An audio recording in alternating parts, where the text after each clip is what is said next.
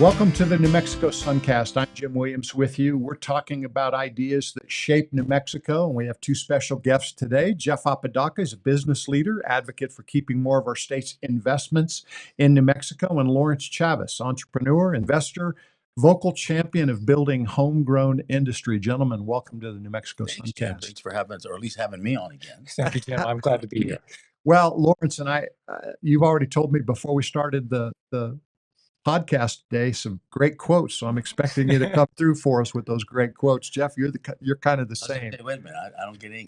Hey, we've already put out a bunch of And I got attacked by your people. Well, and Actually, by some of the followers. what I appreciate is why you're back today, because you made a bold statement about everybody says New Mexico. Tell me if I'm misquoting. Everybody thinks New Mexico is a poor state. Now, I'm talking about the state as a whole. Right. And maybe we should clarify, there are a lot of people that are poor in our And state. again, I think some of the people on our last conversation were talking about the State Investment Council, and we're the third wealthiest state in the country As far as funds to invest. as assets. And we're the 14th largest. We're the 14th largest investment. We're the 14th wealthiest province in the world. But yes, 40% of New Mexicans live right below the economic health, economy. But 25% of our population lives in poverty. So I've always kind of said, Jim, that we're the third wealthiest state in the country, funds wise. We have billions of dollars. We choose to live poor because, as we've talked about, Lawrence and I've talked about it, is 99.98% of our investment funds, which is now up to $63 billion, we actually invest outside the state of New Mexico. We do little investing in New Mexico.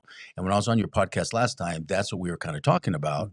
And some of the people that made comments when you posted it said, we're a poor state. Again, financially, we're the third wealthiest state in the United States. Yes. And we talked about California. And I got attacked because I said I would take Gavin Newsom's economy all day long. I would take him as president versus some of the other people that would think about running. Of course, we were talked about We that. can agree to disagree on that one. Well, and again, a couple of people have made comments that Gavin Newsom is not pro-business. And what I try to explain, I lived in LA for 20 years. I lived in California. Gavin Newsom has taken California from the 6th largest economy to the 4th largest economy. So to say he's not pro-business, and California, everybody keeps talking about California's losing population. 18 to 49 years of age are up 44% in the last 10 years. So young people are moving their droves because there's huge job opportunities there. And I'd love to have that issue in the state of New Mexico because we're losing 18 to 49-year-olds in New Mexico. It's negative growth here. California is 44% growth. So yes, 25% of our population lives below the poverty line. 40% are not above the economic wealth line, they call it. But again, when you look at the finances, the State Investment Council is resources from Oil and gas, mining and stuff like that. And we'll talk a little bit more about that. It's now up to $63 billion. And Jim, when I ran for governor 8 years ago, I was complaining about it back then that we weren't doing investings in New Mexico. And 8 years ago, it was $21.5 billion. So it's $63 billion 6.5 years later. In 4 years, it's going to be $100 billion. It's huge. It's huge. And what started this conversation is Lauren made some posts on social media on LinkedIn. I then took his post because he's doing a series about it, which is a great series. So go to LinkedIn and look for Lawrence Chavez. But I kind of made some posts on that. And then you and I talked about it. And all of a sudden now people are talking about it. And the key is we need to get the gubernatorial candidates and legislators to be talking about this because it's actually doable to invest in New Mexico. And our proposal, I don't even think you're saying this, I'm not saying invest $63 billion in the state of New Mexico. We don't need that. Sure. I'm talking about 5%, which is $3 billion. And I'm talking 50%. So we could talk about the differences and why. Lawrence, tell us about you, because a lot of our viewers won't know who you are. They know about Jeff. We've had him on. He's run for governor. He's the son of our former governor. He's a former Lobo football player, fellow Lobo. Former basketball player. That's right. Okay, then I will disclose that I went to NMSU for my undergrad. Yeah, we don't You hold that. didn't disclose that. No, but got to have some friends on the other side. But that's I've been born and raised here in New Mexico, went to NMSU. So my background is accounting and finance educationally. Lived in California in the 90s as financial analyst, then went to grad school, Texas A&M. So there was a decision point there. Actually, Stayed in those Aggie programs. He yeah. just loves those Aggies. Well, I joked I didn't have to buy new shirts, and I had a football team that I could root for that had a winning record. Oh, So wow. That hurt. A&M does have a little bit better football team. that was to my own program, and I hate to say that, but that was the joke. But there was a decision point to come back to New Mexico or stay in Texas, and my wife and I discussed staying in Austin, or moving to Austin, and we came back for family and quality of life. It's a beautiful state. So since then, started a retail music store here in Albuquerque back in the 90s called Music Around, which still exists, still thrives. But then in the early 2000s, I got involved in angel investing. Got very excited about this sector. I mean, I will disclose, and I think this is a problem we have in New Mexico, is entrepreneurial education. When I was growing up, I had no clue what an entrepreneur was. I mean, I would mow lawns and do those things, but there was no such thing as in entrepreneurial education. And so it took me a while to get into that community and understand what that was. So I started doing angel investing, got hooked up with a local VC firm called Flywheel Ventures. So was with them for 5 years. We don't have to go into why, but the economic downturn in 2008 means there was no more funds, so I had to leave at some point in time. And so I started a couple of companies. One was a company called Lotus Leaf Coatings, which still exists as an IP holding company. I started a company in 2018 called Everyday Contacts, which unfortunately we shuttered in 2023. So it's not pure. That's not a fun experience, but it happens. It's part of that risk reward profile. So you take that chance. And I took a bit of a sabbatical. Lawrence, I don't even know many business people that will even ever admit to something that didn't work out the way they planned. So I appreciate that. Well, but I think, keep in mind, in the startup ecosystem, 50-60% of businesses fail. Yeah. It's just the way it is. But then the ones that succeed create a lot more jobs, a lot more growth, a lot more potential. That's why when it comes to the investment funds, I'm not against the way the State Investment Council is investing our money. What I'm against is we should be investing more money in the state of New Mexico. The reason I came up with 5%, Lawrence, and we and I haven't talked about this. The reason I came up with 5% 8 years ago is I wanted to invest private publicly. I think it's extremely important we put half the money up and have the private sector put half the money up. You probably hear this all the time. Jim, what I hear all the time outside the state of New Mexico, you want to invest into yourselves. Why are we going to bring in private capital to invest in you guys? That's what I hear all the time. Yeah. Outside the state. So that's what my point was. And at the time, you might know better than me today. At the time, there was a $3 billion investment need in the state of New Mexico. That's where I came up with the 5% because $1.5 billion was 5% of the fund at the time. My goal was to create 10 or 12 different verticals within our strengths with a private-public partnership based in New Mexico, not based out the side of the state of New Mexico. Because you do need people to run funds. You need people like Lawrence to run these funds, right? Can I ask a question about that? And I think you would both fall into this category. I am not a person that if you gave me $10 billion, it's not an integrity issue. It's, I don't know what to do with that money. People that know what to do with that money are experienced and gifted. I would just observe that our current leadership in New Mexico politically have no idea what to do with that money. And we need people like you to help. Well, I think it's not that only that they don't know what to do with that money. That's part of it. But politically, it's easy to put it into a permanent fund that gets a 7-8% rate of return. And you know what that is because that's the program. And not take any more risk than that. Because if you then do take that out and invest it in people, and some of that money hits the wall, people are back to the mindset. Not many people will admit to failure. That's part of the deal. And unless you're okay with risk, you're not going to win because you're just going to be doing these piddly conservative and by the way, investments all Jim, the time. There's always risk in it. That's why I think 5% is very conservative invested into risk capital. When you go into VC funds, probably 50% of their capital is invested into risk investments. Yeah, almost all of it. I mean, a little VC math. A VC will take money and they'll invest in, 10, 15, 20 companies. And the portfolio of that is, 70% are going to abjectly fail. They're looking for that, 10% of those companies that are going to provide a 10x, 15x return. And that's where the return profile. I was looking up some data here. A little secret, everybody thinks VCs are making money hand over fist. Half the VCs in the United States, venture capital funds, fund managers, return less than the S&P 500. So the risk profile is such that a lot of people in VC are actually failing relative to just putting in an index fund at the S&P 500. The difference is the top tier, that top 90% is returning 30% IRR, making huge returns. And so the state of New Mexico will invest in alternative investments. And to be clear, the state doesn't invest in the way that other people do. They're much more conservative even in their alternative investing. And let me clarify. When I was running for governor, and I'm pushing this on the governor candidates today for 26, the State Investment Council, and they're doing a great job, and they have grown these funds. They have literally have grown these funds. But my point is, as governor or as legislators, our jobs or political jobs are to create economic opportunities and job creation for New Mexico. The State Investment Council job is not that. No. That's not their job. Their job is to invest funds. So I'm not going to judge them because they are investing their funds. And Steve Moise, the former executive, and thank God now we have a new executive that kind of believes more in investing in New Mexico.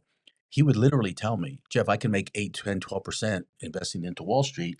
Why would I invest in New Mexico and possibly lose half my investments? My point is, I don't disagree with that, but the State Investment Council's job is not to take into consideration job creation. And that was always my point, is my investments is about job creation. And if you create those jobs, the tax revenue is actually greater than the potential investment loss that you might have over 3 to long-term periods, because you have to look at a long-term period. Yes. Let me give an observation as someone who doesn't know a lot about where state investment funds have gone. My perception is that we do have some out-of-state people that have come in, Amazon, Facebook to be maybe the two biggest. And those are very successful. I don't know if that was all done with private funding. None of that is tied to the investment council. And that's Okay. not venture money. That's not venture money at all. And maybe you don't use venture money for somebody that's highly successful. Can I just explain? Yes, Okay, please. So everybody listen to this. It's this simple. And correct me if you don't like this analogy. Everybody has a checking account. Everybody has a savings account. So our checking account is $10 billion in the state of New Mexico, and that's our operational fund. Then we have some reserve. That's about $3 billion that the legislators have put away thanks to oil and gas. By the way, thank you, oil and gas. That's our savings account.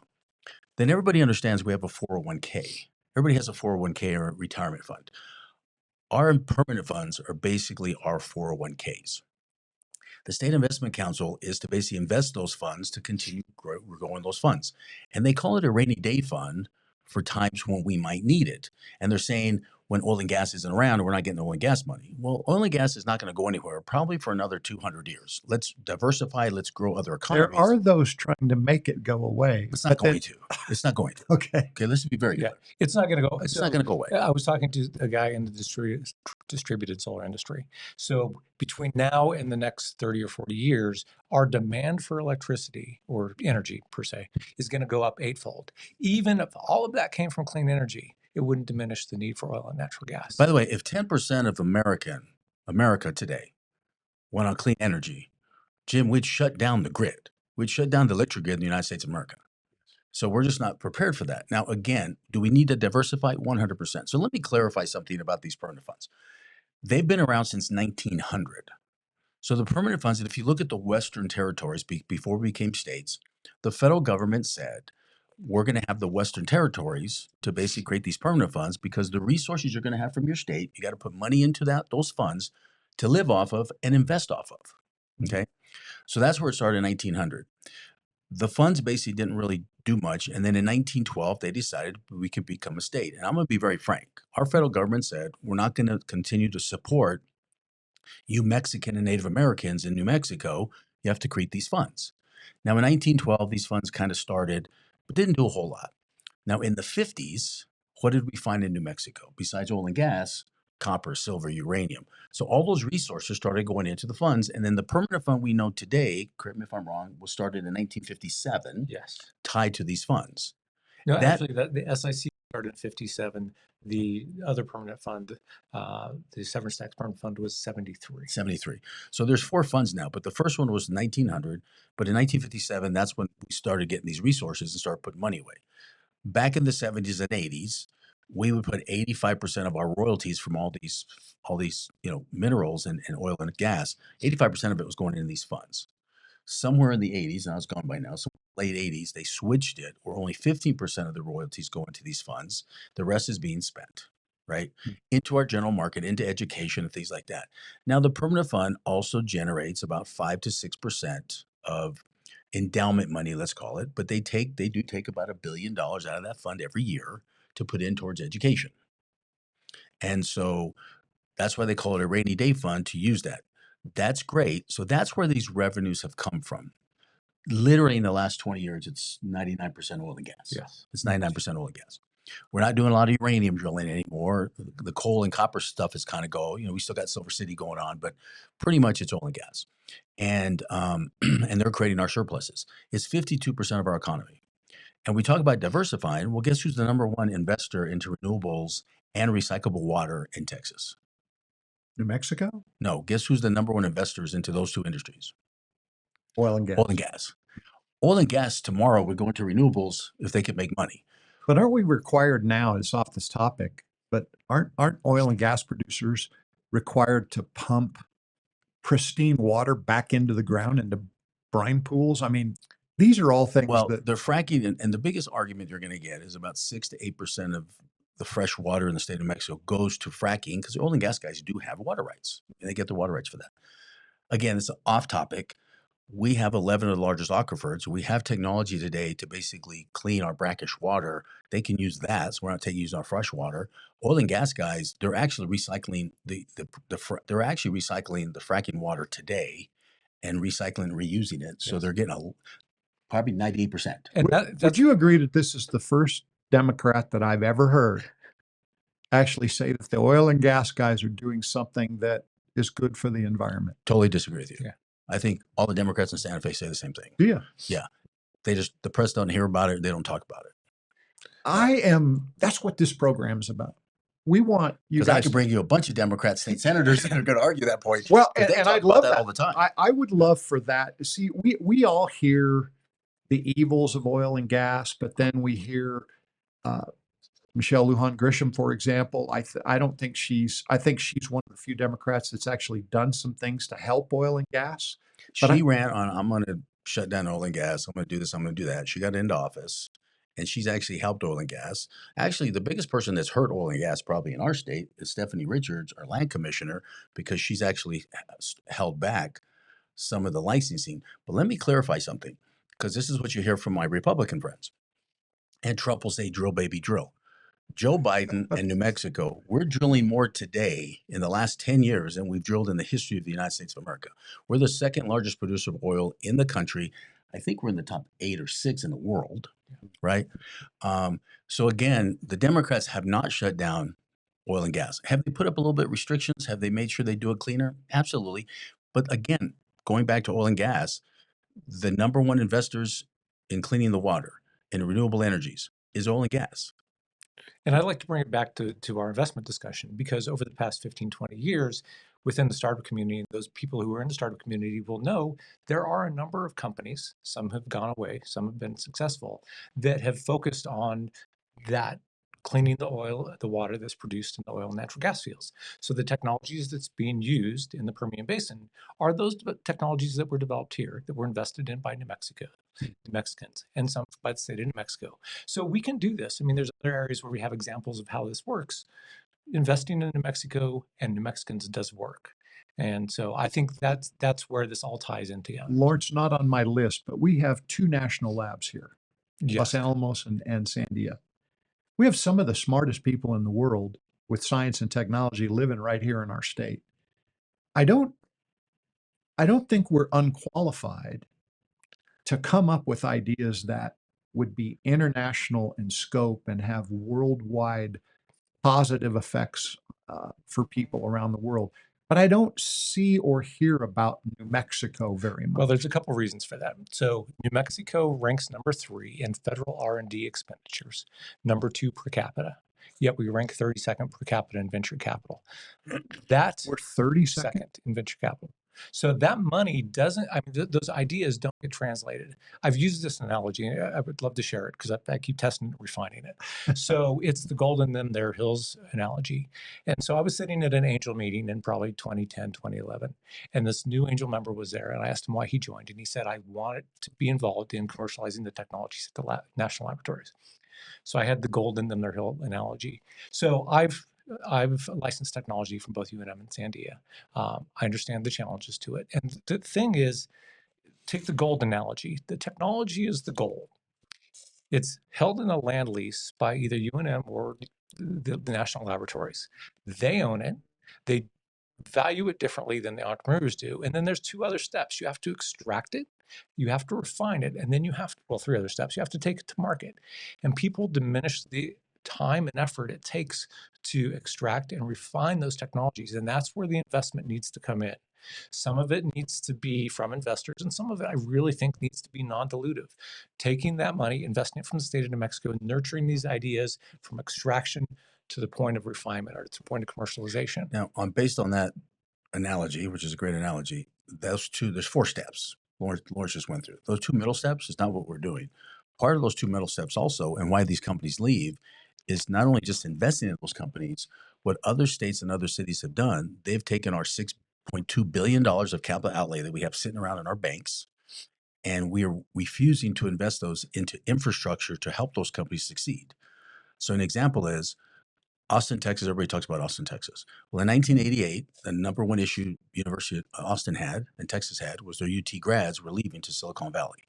They invested maybe $5 million into infrastructure and into investment funds in 1988, $5 million to start creating the tech jobs and keep those tech jobs from UT grads. That's how Austin got started. 22 years ago, the president of Arizona State decided, I'm going to pillage all the kids in this region. And you just go today and look at Tempe, Chandler, Mesa, and now downtown Phoenix. Arizona State is now the largest university in the world, right? I think someone told me 70,000 students, both online and on campus. They started with a $200 million city bond, not one dime from the state. They're now creating 80,000 jobs a month. They have 3.8% growth for the last 20 years, right? And they brought all the universities together. They're all rowing in the same direction.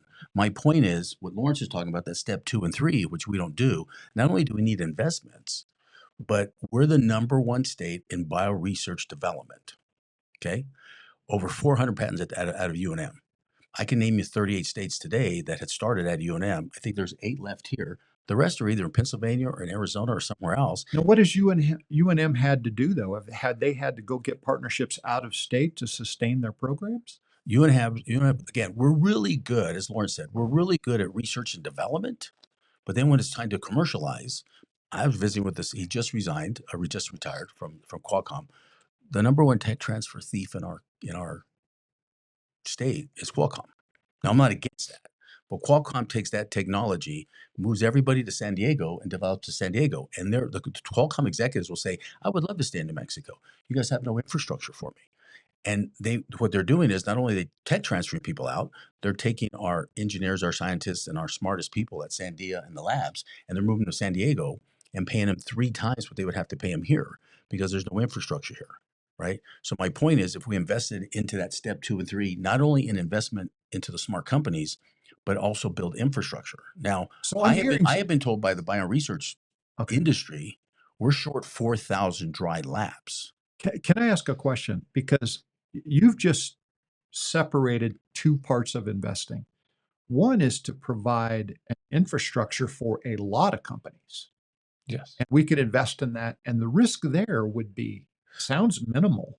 Well, there's a need. There's a need, and there's also the resulting asset. And this is, I think, where Jeff and I differ. I don't disagree with his 5% into investing into the infrastructure of startup companies. But I'm talking about taking the balance, it's 63 billion. You'll hear me say 57 billion, but that was last year's number. So it's grown by 6 billion in a year. So I'm talking that we need to do the infrastructure of those labs. We also need to we talked about desalinization. We have limited water resources here. Well, we don't. Let me rephrase that. Kind of the poverty mindset.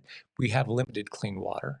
We have a lot of brackish water. We have 11 of the largest aquifers in the world sitting right here, enough water for 1,000 years. So what Just we gotta need to clean it. do is we can invest in those technologies to help refine that. We lack energy. If we brought in 50,000 jobs, we wouldn't have the energy resources to provide that. So we have to invest in energy. So when I say we should use half of the fund, let's say $30 billion, real money, it's part of that 5%, but it's also, and again, I don't have the answers. There's smart people in New Mexico that can figure this out, but part of it's in infrastructure, water infrastructure, part of it's in energy infrastructure, part of it is in transportation infrastructure. But none of that seems a risk. To build infrastructure sounds like that's going to support everybody. And again, what we do, our mindset is, what can we build tomorrow for tomorrow? All these other communities that are growing 3.4, 3.8% jobs, they're literally build infrastructure for the next 20 years. We don't look past that. Yeah. And Lawrence is talking about state investment council money. I don't disagree with that. What no one talks about is we have $6.5 to $8 billion of capital improvement dollars that have been budgeted out, that has not been deployed because of the way we do capital outlay. So what I'm saying is, I don't disagree what the need is here. I don't believe we need to go to the state investment council. We already have it. We already have it. It's already in the budget. How do we do capital outlay? A third goes to the House, a third goes to the Senate, and a third goes to the governor, right? In the last 6 years, I don't think like one sitting governor has ever had surpluses like Michelle's had. And I'm not dogging Michelle. They've deployed the capital outlay. The way we do capital outlay, and again, capital outlay is capital expenditures, which means to build infrastructure. You have to do infrastructure. The governor does have veto power over all of them. So what happens in October, every legislator knows how much money they're going to get, and they put in requests on what they need for their communities. So it's a cash cow for those communities. The problem is they want to do 1,000 projects when we have enough money to do 100 projects. So they fund 1,000 projects about 25%. Gotcha. So then they go back to the next year, and now I got those other projects. And then they add another few projects on, so they don't have enough money. So then they fund little pieces. That money sits in 3 interstate banks, which I'm not going to name the banks, but I know who they are. And it's 6.8 to $8 billion. Sits around, Jim, for about 6.5 years before it's deployed. And half the money never gets deployed because those projects that are going to cost $1 million, by the time they get the funding, those projects are now $1.5 million, right? So there's a lot of money sitting around. My proposal would be to the legislators and the governor. The governor controls a third of it herself. My proposal was, let's do 100 projects right, and let's figure out what we're going to do for the next 20 years. Would it be difficult to prioritize 100 out of Not at all. 500? By the way, private sector does that all the time. You have well, it's weird because I remember my finance class is one of the things.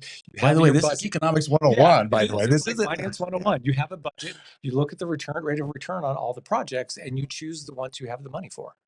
It's not like Jim, like I ran stations, I ran broadcast companies. We knew there were needs around the country. Okay, well, let's map out the next 20-year needs. We need those needs these next 3 years. So we put all our capital expenditures in these 3 years, and then we knew. So you map out. Our issue is, again, nothing against the legislators, the way the system's set up. Our legislators look at year by year by year. No one's looking at a 20-year plan. And that's what we're trying to change here. Yes. Whether it's SIC investments, literally, guys, but you're not going to get reelected if you're serving a 2-year term in the House in New Mexico. That's why the leadership needs to come from the governor and the leadership of the Senate, because those guys are around for 4, and the governor historically, once you get in, you're in there for 8 years because no one's lost. So you have to. That's why I'm saying it has to come from the top leadership. Absolutely. So I would also propose, and part of the thing I'm arguing for, it has to come from the people of New Mexico, because the people of New Mexico are listening to Jeff, and thank you for explaining all that, and they're going, this is just crazy. This is ridiculous. Why do I even care when we have to deal with this stuff? So what I would hope that the people in Mexico would do would be to stand up, talk to the legislature and say, look, Jeff has a great idea. Let's take the top 100 projects and let's do this. And so bottoms up, tell your representative, tell the people that are covering your district, this is what we want to see, because we're tired of all this, just that $6.2 billion I didn't even know about that until a couple of months ago, and it was insane to me. It's like, and when I ran for office, it was $8.5 billion. And here's the problem I have. So there were 2 other issues that people liked and didn't like. The international banks, the interstate bankings, didn't like my proposal because what I said was, well, if that money is going to sit around and I can't change the legislators' ideas, then we're going to move all that money into our community banks.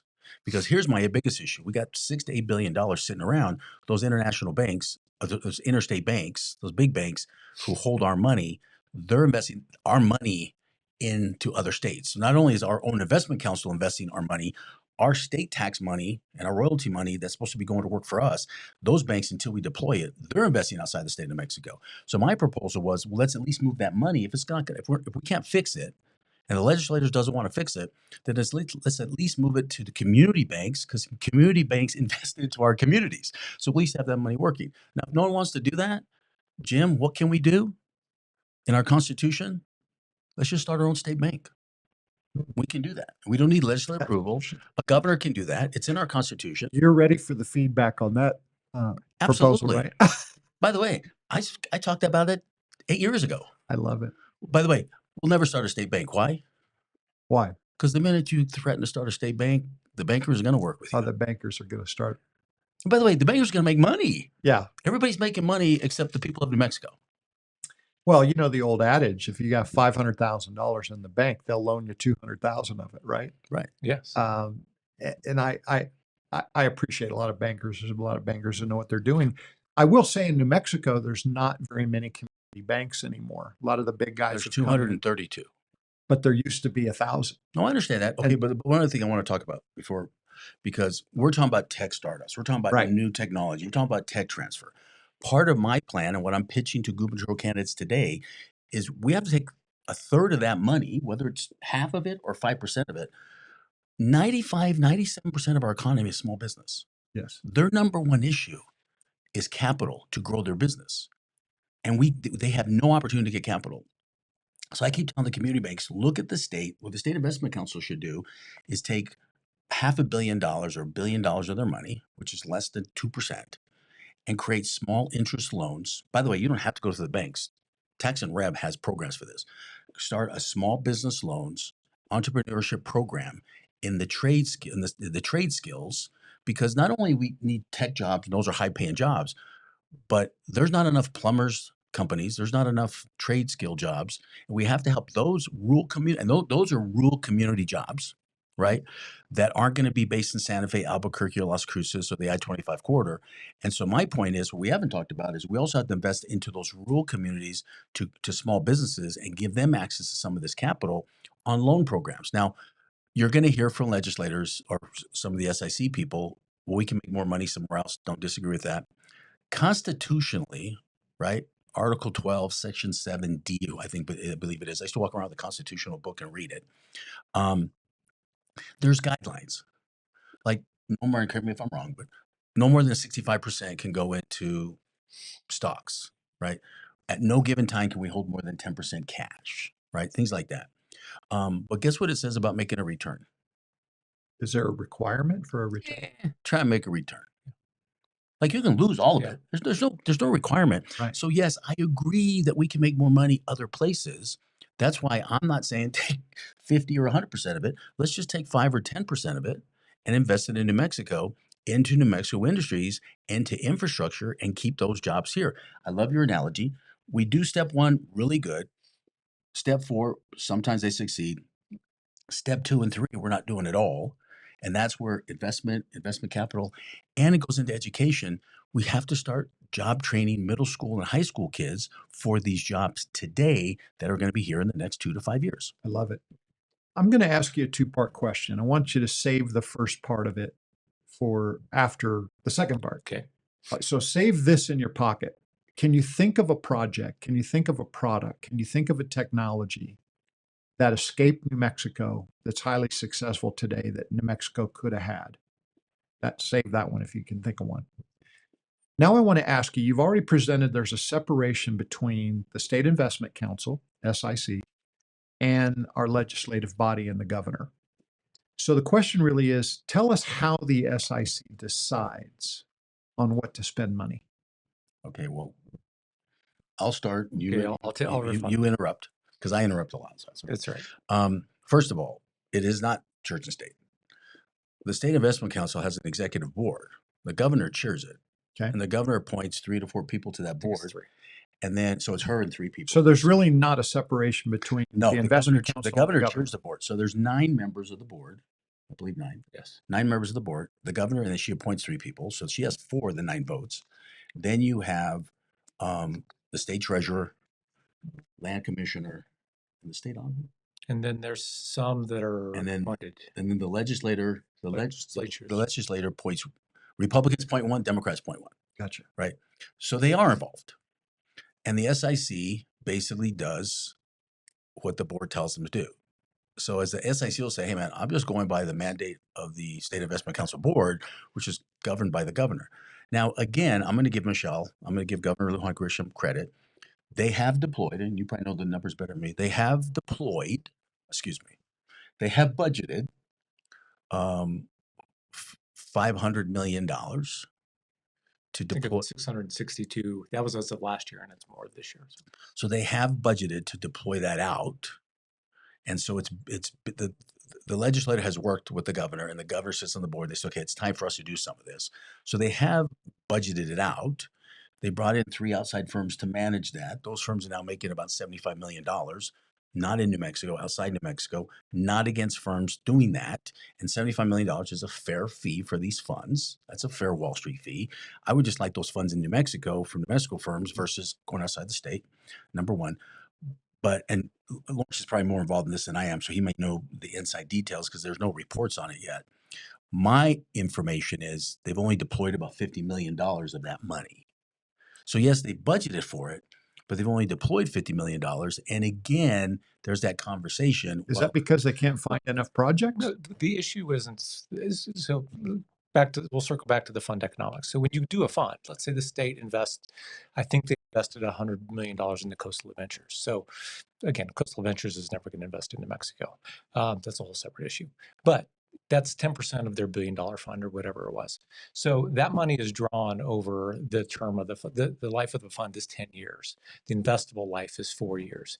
And so you do follow-on investment between years 4 and 6. So if you make a $100 million commitment, you're going to deploy it over the next 6 years anyway. So it's not like the state's giving away $100 million right now. They're waiting for the capital call for that firm to invest in the money. So if they haven't deployed all of it, that's one thing. The issue is not that they're not deploying all of it. The issue is, and go back to the fund economics I told you earlier, which half of the funds don't even the S&P 500, is the State Investment Council is measured by their return profile. I don't think we would rather measure by the investment in New Mexico, but outside they are measured. So they're not going to choose funds that are too risky. They're going to choose funds that will fit their ideal return profile. And many of those funds are funds that aren't intended to look in New Mexico. And then they'll make a commitment to those funds. We want you to look at New Mexico investments.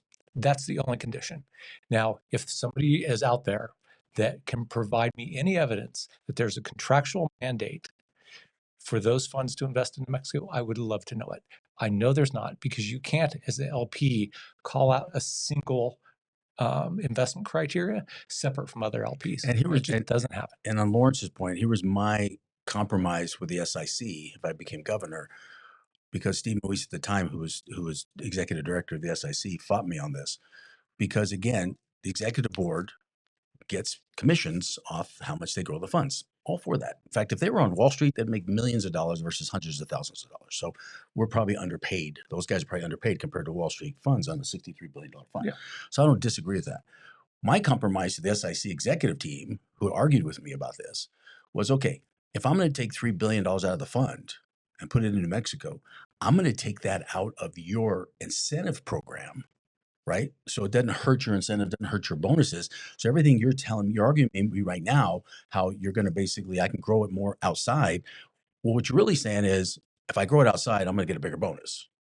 So I'm going to take the $3 billion out of the $63 billion away from your incentive program, right? Or your incentive package, because now it's not going to hurt you on your bonus. Keep doing your job. Because by the way, I think you and I agree. The SIC is doing a great job growing these funds. With the funds that they have, They've done a great job. They're doing. But this isn't improving the quality of life for New Mexicans. So The funds aren't. The funds aren't. What we're trying to do is bring it here because Yes. what we want to do is that's going to create jobs and create opportunities, which will benefit New Mexicans, which will create opportunities for New Mexicans and create wealth for New Mexicans. So in the law, it says these funds must be invested for the benefit of New Mexico. That's pretty vague. And so you could argue that investing them in, this portfolio of what you would normally invest a sovereign wealth fund into at a 7-8% return is for the benefit of New Mexico. We want to challenge how is that really benefiting New Mexico? It is a little bit. Is it good? Yeah. Is it wonderful? No. We can do significantly better. I would even step outside from what Jeff's saying and say, we as the people of New Mexico, who these funds are our funds, we need to request that those funds are separated from the SIC and invested. Because when you want barbecue, you don't go to Dunkin' Donuts. Right. Dunkin' Donuts does a good job at donuts, but they don't do a good job at barbecue. We're asking the SIC to do something that's not who they are. It's not what they do. Love the analogy. Well, and keep in mind too, what Lawrence, some of the funds that Lawrence talked about that we've invested $100 million into, even if they say, please look at New Mexico, those funds guidelines are like, okay, the minimum investment is $10 million. Well, New Mexico's not there yet. So there's maybe one or two companies they could even look at because most of the investments that we need are in the $1 to $2 million range, not the $10, $20 million range. So again, as Lawrence is saying, let's separate that out and let's have it here because the Lawrences of the world, and I'm very involved too, but on this topic, what I've been telling the politicians, what I'm telling the gubernatorial candidates, let's get the bus moving, but the private sector needs to be driving the bus, right? And it's really not about making money. It's about creating jobs and opportunities because we have kids, I have kids. My kids will not be here in the next 5 years if we're not creating opportunities for our kids. Here's where I want you to answer the second part, the first question, but I want you to answer it Oh now. yeah, we got that second The part. one you had in your pocket. So I don't mean for that to be confusing, but what's something that's left the state of New Mexico that you kind of hang your head and go, man, I wish we would have had that here? Cell phones? Every technology, facial recognition, security, cybersecurity, everything in this phone, everything in Qualcomm was developed here in New Mexico. Goes to San Diego, commercialized, and then it gets in all the phones. That's one example of what Sandia is doing right now. I mean, the cybersecurity and the facial recognition, the technology, that's all developed here. Now, I guess it's pretty easy for me to say, wow, this doesn't seem like much of a risk. But I guess when it was invented, Yes. Well, keep in mind, maybe too, it was risky. How would you? Well, and also what they're doing is Qualcomm's been around for 30 plus years, actually probably going on 40. But what they're doing is they're taking these technologies and integrating them with their existing systems. So it kind of makes sense for that. What we're missing here in New Mexico is that infrastructure to do just that. So, I mean, could some of those technologies have been developed here? Most definitely. So Could all of them? Qualcomm has a big building with a bunch of engineers in it in San Diego. They're probably it's international. not a big building. It's Okay. it's a huge It's campus. a campus. All right. Whatever that Bill campus, Eads. whatever they're paying for that campus and whatever they're paying those employees, $385,000 a year would it be plus stock options. okay? Would it be less expensive to About have that in New $150,000. Mexico? About $150,000.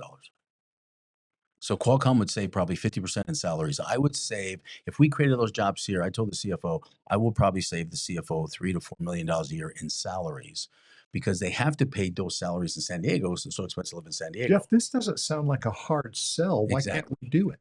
Well, Leadership. two things. The will to do it, Jim. It's the will to do it. One is leadership, but I'm also going to argue for the infrastructure. We do not have the infrastructure Well, that's where true. Qualcomm would go, yeah, let's move there. Yeah, great that the salary would be less. But and I've talked to a couple of people, some people at Sandia and people outside of Sandia, when they're recruiting someone to come to New Mexico and they're offering them like 150K, let's use that analogy, but we're talking senior management, 150, 200K a year. What those people do is they look at our school systems and go, I'm going to have to send my kid to private school. So they add that $25,000 a year for each kid and deduct that from their salary because the school system that they're coming from back east, they don't charge them. And it's just as good as our private schools. So we have to lift our infrastructure, education, water, energy. That's why I'm proposing a more significant amount.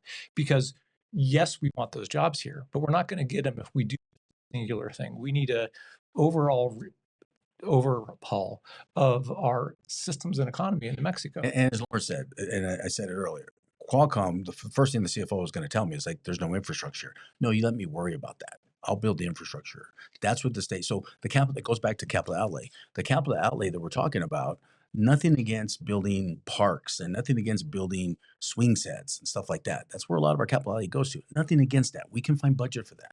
But we also need to build infrastructure that's going to be tied to these jobs. So when I was governor, I mean, when I said if I became governor, the governor has a full line item veto on all the capital outlay. The governor can veto. Gary Johnson was known to veto on all the capital outlay. So my proposal to our legislators was, if it's not creating a job, if it's not tied to infrastructure, I'm going to veto it. It's that simple. And then you guys aren't getting anything, right? And so my point is, and by the way, there's great opportunities in energy, like Lawrence talked about. There's great opportunities in energy. AI is becoming the biggest thing right now in every industry. And what's the number one issue? They need data centers. They need energy. We have the capabilities of building that infrastructure today and start that today. And maybe the AI companies aren't here, but their data centers and their systems are here. Their storing systems are here. And those are things that the southeast part of the state, Clovis is getting very aggressive too. The Hobbs mayor is getting very aggressive too. New Mexico State's getting very aggressive about it. But we also have to build the infrastructure and energy because it takes a lot of energy, right? So again, going back to investing, there are multiple layers. And again, there's crime, there's homelessness, there's education. We can work on those two at the same time. But Phoenix has crime and homelessness. Denver has crime and homelessness. Austin has crime and homelessness. You don't hear a whole lot about it because they have 1 to 2% unemployment, and 18 to 49-year-olds are moving there for job opportunities that are paying them high six-figure salaries. Not a lot of complaining when you have disposable income and things are happening in your community. But you have said there's obstacles to attracting employees to our state because of education, and you That's you included that in. But Jim, that's the why. infrastructure. Let me go to my analogy. You know, the superstars the superstars for the Yankees, right? The superstars for the Dodgers, going to World Series. They don't go to the Dodgers and Yankees because I'm gonna sign a $100 million contract. They're going there because they look at their bench and they have a bunch of guys that can play defense. They have some good pitchers. And they have a bunch of guys that can hits singles and doubles. That's my analogy. That's why the superstars go there. We spend all these resources to bring superstars to New Mexico, and those companies look around and say, you have no bench. Who's our bench? Our bench is small business. So until we start investing into a small business, into their infrastructure and building our bench up, that's one of many steps we need to do. Small businesses, it's 97% of our economy, including oil and gas. And so that's the first place I would invest into, and it also helps our rural communities, because a lot of people, when you talk about tech transfer, let's be very frank, it's Albuquerque, maybe Arrowhead and Las Cruces, maybe Socorro because of New Mexico Tech and Santa Fe. It doesn't really help 60% of our state. But by investing in a small business, now you're helping everybody in that. And so that's part of the thing the State Investment Council does not do, is deploy any of this money into small businesses, into different verticals besides technology. Are there any barriers legally to the State Investment Council doing what you're proposing? Nope. It's in the Constitution. So how can we shift the mindset around risk and opportunity within the SIC? Well, I don't think it's just a mindset within the SIC. It's a mindset within New Mexico. So we were talking about the investment in infrastructure. There are people out there who say we don't have the money to invest, but we do have the money to invest. We are not a poor state. We have the opportunity to invest these funds, and we choose not to. So it's a mindset again, this is one of the fundamental things that I've been trying to interject into this discussion, is we have a scarcity mindset that prevents us from doing the things that will change the dynamics of our state. And that means it's not just the SIC. The SIC is symptomatic of that, but they're not the cause. The legislature is symptomatic of that, but it's not the cause. It is the people of New Mexico that have an opportunity to stand up and say, look, we can expect more from our government. We can expect more from our legislatures. We can expect more from the SIC. And we can do these things to change the dynamics. Otherwise, we're going to leak the smartest, brightest, the smartest people.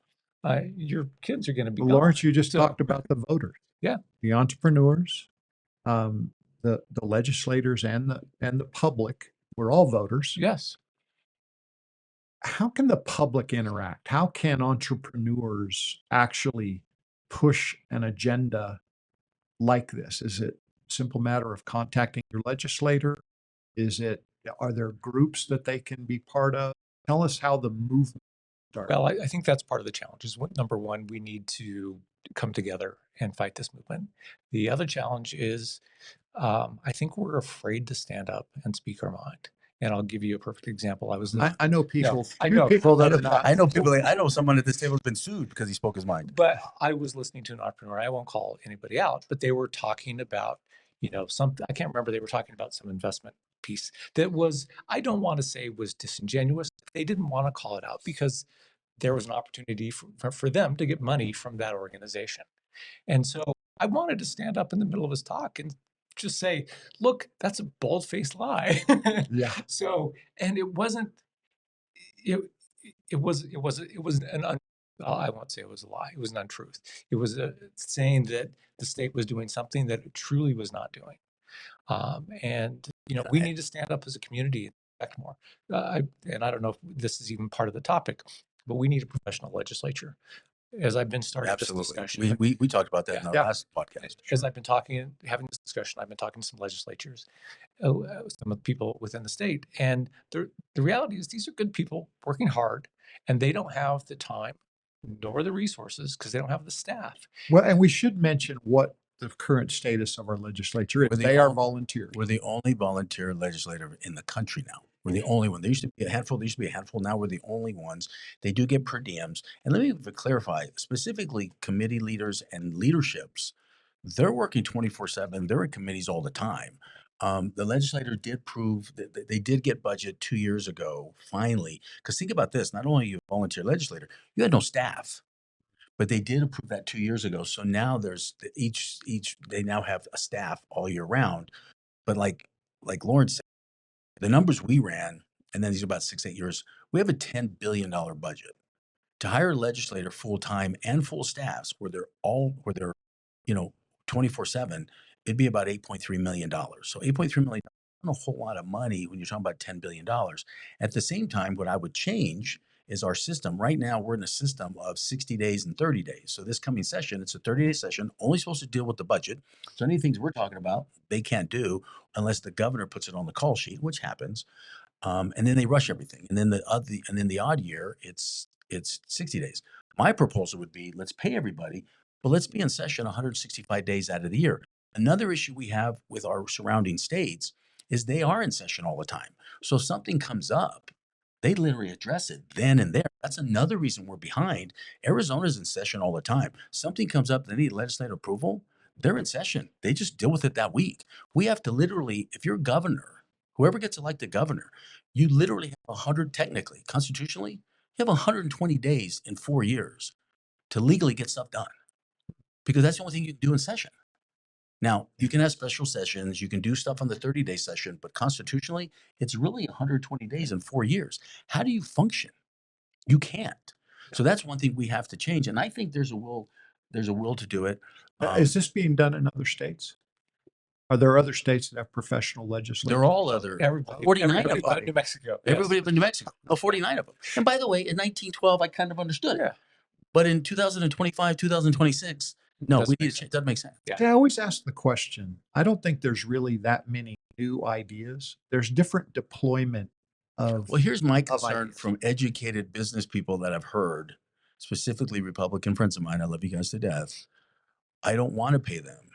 I don't want them in session. I don't want them up there screwing up. Yeah, a lot of people are terrified when the legislature's in session. But my point is, there's guidelines you can create, but then when it's paid jobs, you'll have more than just retired teachers, attorneys, or individual wealthy people supporting their industries. Yeah. You would have more people. You'd have more people on. And then if you have open primaries, another conversation. If you have open primaries, California's got an open primary system. Since I moved in 2010. Since that's happened, and these are a couple years old numbers, since that's happened, they have now 36% more people running for office across the board. That's interesting. And turnout is up 18 to 22%. Wow. Right? Yeah. And the way they're doing it is an open primary. And so whoever finishes in the top two, goes on to the general election. So even if it's 2 Democrats, they go on the general election. If it's 2 Republicans, go on the general election. And what you're finding out is in Republican districts, it's 2 Republicans that are in the general election. If it's Democrats, now this last election was the first time that a Republican candidate for governor against Newsom didn't win. It was 2 Democrats. That's the first time it's ever happened.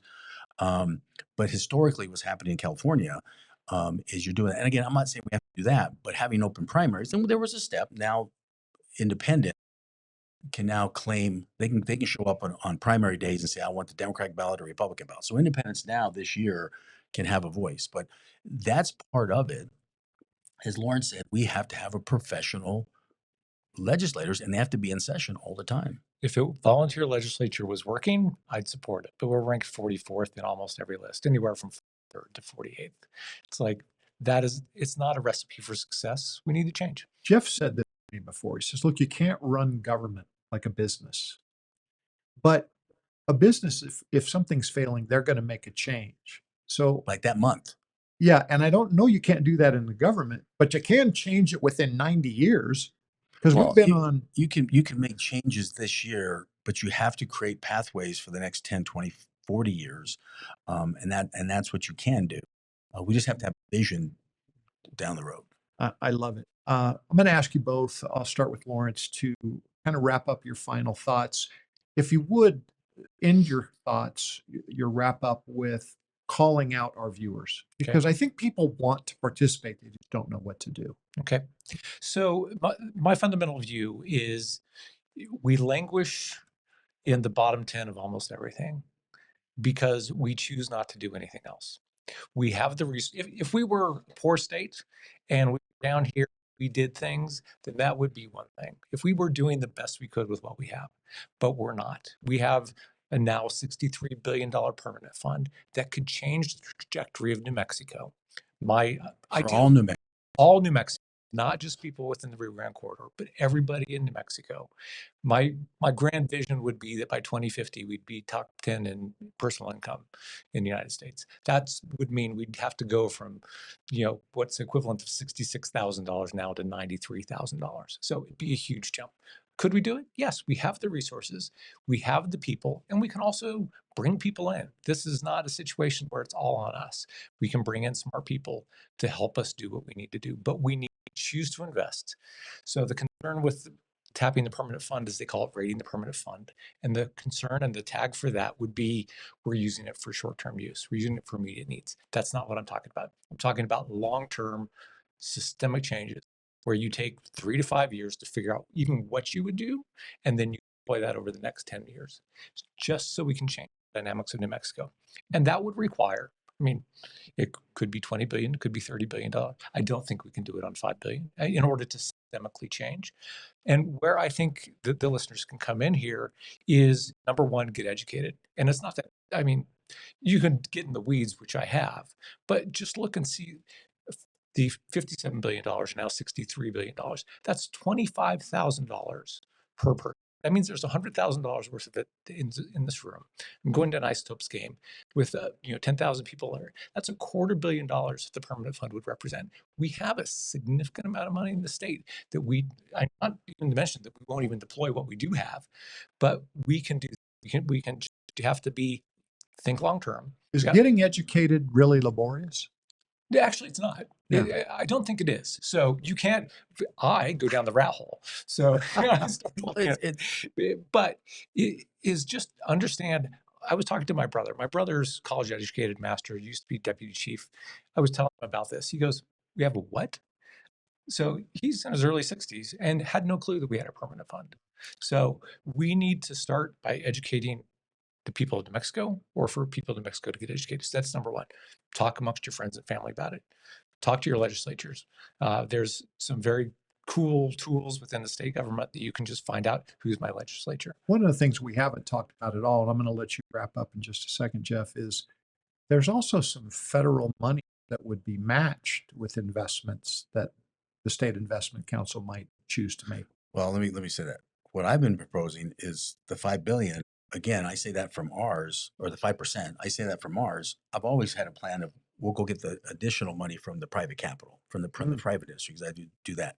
On that point, when we talk about infrastructure, yes, there are billions of dollars. The federal money you're talking about is for infrastructure. So that step 2 and 3 that we're talking about, that Lawrence was talking about, and capital improvements, yes, it's $2 or $3 billion here, but they literally can go get $2 to $4 billion from the federal government. So we can actually not matching funds, but almost get 40 to 50% of those funds.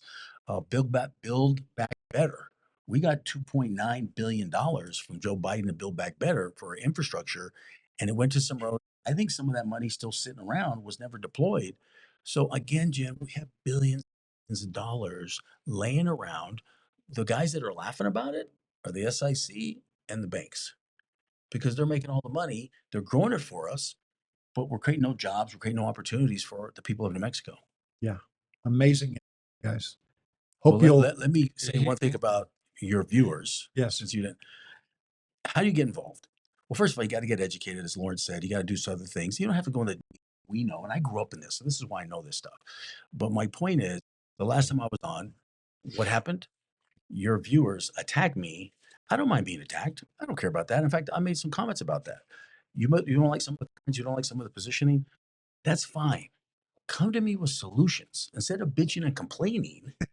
Right? Why don't you give us some solutions and ideas? That's what I'm more afraid of. That's what I'm more frustrated about. Working outside the state, being 15th generation New Mexican, right? My dad's family's here since 1620. So coming back here after 27 years gone and seeing how everybody else has exploded their economy and we're still going backwards, I just tell people, stop bitching and complaining, come up with solutions because it's time to get shit done. Yes. I mean, there's no ifs, ands, or buts about it. And so let's get forward. Let's start thinking about that. But instead of complaining and arguing with each other, come with solutions and ideas because I know you're an independent now, but you used to be a Republican. I'm a Democrat. We have a lot of Republican friends. We all agree on 80% of the same stuff. Let's focus on the stuff we agree on. And Jeff, even if we didn't agree, the Democrats can't do it by themselves. The independents can't do it by themselves. The Republicans can't. We have to come together. Mhm. We are each other's neighbor. And 26 is going to be key because a lot of legislators are going to be up for reelection, right? The governor's going to be up for reelection. And this conversation we're having, I'm having with every gubernatorial candidate. Now, can our viewers actually talk with their legislators, and is Absolutely. that productive? I think most of them are going to be open to it. I mean, that's one of the things that surprised me is when I started, doing the articles, and I've talked to a couple legislators. They've been very open, very honest, very sincere, and part of the reason I said we should become a professional legislature. I mean, I've always thought that, but one of them said, I can only do so much, and I have to listen to what's told to me. And so it depends on whose ear is open, who these legislatures are listening to. 26 is an election year for all our legislators and for our governor. They're all going to be listening. Folks, go talk to your legislators. They have emails, they have groups, they have town halls. Go talk to them all. Talk to your congressional person and your U.S. senators to help put that down there. But again, New Mexico, we have so much wealth and so much assets and income, right? That is at our disposal. We're just taking outside the state, so we have to start doing that. And again, the stuff we're talking about, you don't need legislative approval. Would this also change the outlook for people that are now poor in our state? Oh, absolutely. Specifically, you invest in the small businesses in those rural communities. And when we talk about industries, 20% of our industry is ag tech. We didn't even talk about that. We're talking about agriculture, ag tech, oil and gas. We always talk about. There's now technology that we've developed here that is literally eliminating carbon and with ozone technology that will eliminate a lot of the issues that the progressives are talking about with oil and gas and clean our air. And by the way, it turns it into oxygen and goes up in the atmosphere. Guess what happens when you put oxygen in the atmosphere? You breathe better? It creates rain. Is that right? It creates rain. We're like in a shortage. Yeah. Don't we see it's a full circle thing in sub-zero scaping. Yeah. Plant grass and trees. I think if we do this right, it's lifting everybody, and it's going to lift everybody. That's why I say we need to look at this comprehensively, because it's not about doing just tech, not about doing just consumer. It's about how do we incorporate everybody into Mexico, and not everybody's going to benefit in the same way. And that's the other thing that we need to remember. It's like when you're doing a business, there's some businesses that do better at some things than you're ever going to do. Understand that that's just the way it is. We have a mindset. The concern is that every time the state does something, somebody goes, oh, they're getting that. If I don't get it, I don't want them to have it. And so we hold ourselves down. And that's a horrible position to be in. Lawrence Chavez, Jeff Apodaca, great wisdom. Thank you all for joining us on this. Thanks, Jim. I Thanks, Jim. appreciate it. Appreciate it. Thank you so much. Appreciate you.